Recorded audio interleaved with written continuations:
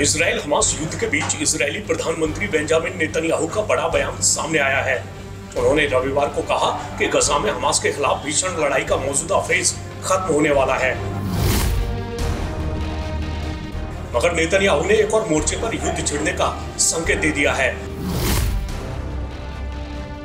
उनकी पूरी बात आपको बताएंगे, उसके मायने समझाएंगे, मगर पहले ये जान लीजिए कि नेतन्याहू के बयान तब आए हैं जब गजा में युद्ध के दौरान आम लोगों की जिंदगी लगातार बर्बाद हो रही है। आम लोगों के हताहत होने की खबरें आ रही हैं। इतना ही नहीं, इजराइल में भी नेतन्याहू की युद्ध नीति का विरोध बढ़ने लगा है। अमेरिका समेत इजराइल के करीबी दोस्त उसे नसीहत देते दिखे हैं।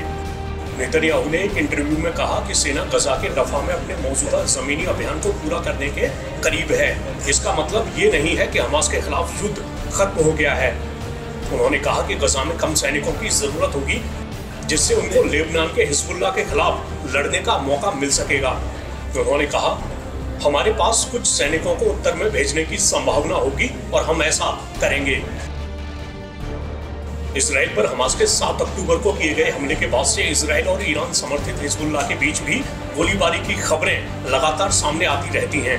मगर हाल के हफ्तों में ये लड़ाई बढ़ गई है, जिससे एक और युद्ध शुरू होने का खतरा पैदा हो गया है। नेतन्याहू ने कहा कि उन्हें संकट का कूटनीतिक समाधान तलाशने की उम्मीद है, लेकिन साथ ही उन्होंने संकल्प जताया कि जरूरत पड़ने पर समस्या को अलग तरीके से हल किया जा सकता है। उन्होंने कहा, हम कई मोर्चों पर लड़ सकते हैं और हम इसके लिए तैयार हैं। इस बीच इजराइल में नेतन्याहू सरकार के खिलाफ बड़े पैमाने पर प्रदर्शन हो रहे हैं। ये प्रदर्शनकारी अभी भी गजा से उन लोगों के ना लौट पाने से नाखुश हैं, जिनको इजराइल पर हमास के हमले के दौरान बंधक बनाया गया था। प्रोटेस्ट के बीच लोगों की इस तरह की राय सामने आ रही है। We want elections and we want a new government. We want a responsible government. We want to change this situation. We need to end this war and we need to release the hostages, and we need a responsible government of people that are interested in the future of our country and not in their own personal interests.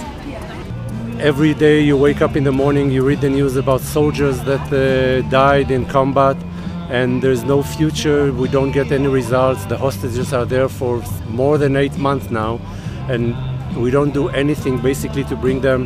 I have friends and relatives who died in October 7th and after that as well, and I don't see how it's changing unless Bibi Netanyahu is leaving this place.